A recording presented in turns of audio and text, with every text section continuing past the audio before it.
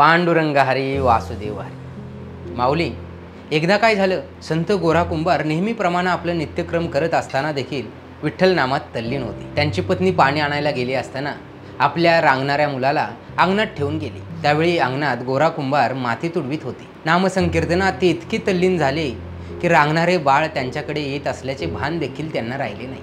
बाळ जवळ येऊन मातीच्या आळ्यात पडले आणि गोरा कुंभार यांच्या पायाखाली तुडवले गेले। पाणी घेऊन आलेल्या त्यांच्या पत्नीचे लक्ष गोरा कुंभार तुडवीत असलेल्या मातीकडे गेले। ती माती रक्ताने लाल झालेली तिला दिसली आणि तिने हंबरडा फोडला। तिच्यावर आणि गोरा कुंभार यांच्यावर आभाळ कोसळले।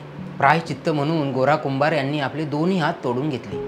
गोरा कुंभार यांच्या भक्तीनं गहिवरलेले विठ्ठल रुक्माई स्वतः त्यांच्या घरी येऊन राहू लागले आणि त्यांचा बसलेला कुंभारकीचा व्यवसाय पुन्हा बहरला। त्या क्षणी त्या थोट्या हातांना हात फुटले। गोरोबांच्या पत्नी चालू असलेल्या कीर्तनात पांडुरंगाची विनवणी करू लागली।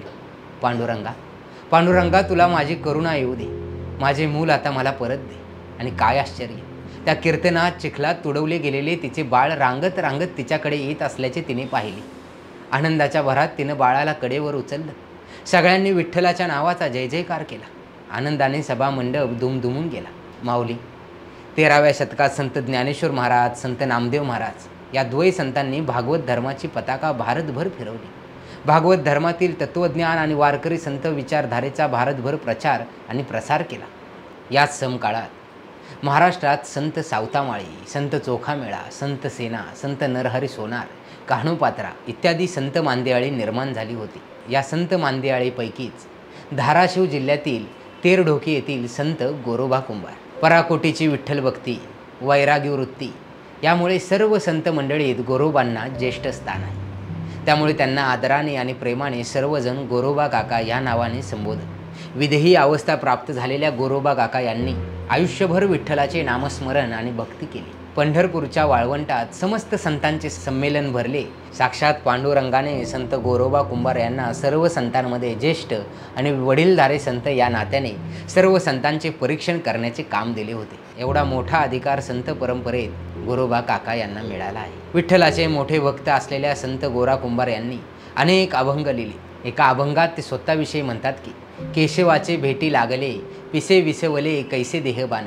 यावरून त्यांच्या मनाची विठ्ठलाविषयीची आत्यंतिक निष्ठा आणि ओढ दिसून येते। कासियासी बहु घालिसे मळन, तुझं येणे विन काय काज। एकपणे एक, एकपणे एक, एकाचे अनेक विस्तारले, हा त्यांचा परमार्थिक भाव होता। संत गोरोबांनी भागवत धर्माची प्रतिज्ञा, भक्तीचा प्रसार व प्रचार केला। गोरोबा काका एका अभंगात म्हणतात की तुझे रूप चित्ती राहो, मुखी तुझे नाम, देह प्रपंचाचा दास सुखे करो। देह हा संसाराचा दास असला तरी सुखाने काम करता करता भगवंताचे नाम चिंतन करावे, अशी गोरोबा काकांनी शिकवण दिली। गोरोबा काकांच्या चरित्रावरून त्यांनी कर्म आणि भक्ती यांची सांगड किती सुंदर घातली हे दिसून येते। संसारी असावे आसुनी नसावे, भजन करावे सदोदित, या संत वचनाप्रमाणे त्यांनी जीवन व्यतीत केले। गोरोबा काकांनी समाधीचा निश्चय केला। या दिवशी समस्त देवगण स्वतः पांडुरंग, संत नामदेव महाराज उपस्थित होते। चैत्र कृष्ण त्रयोदशीस शके 1239, इसवी सन 10 एप्रिल 1317 संत गोरोबा काका तेरढोकी या ठिकाणी समाधीस्थ झाले।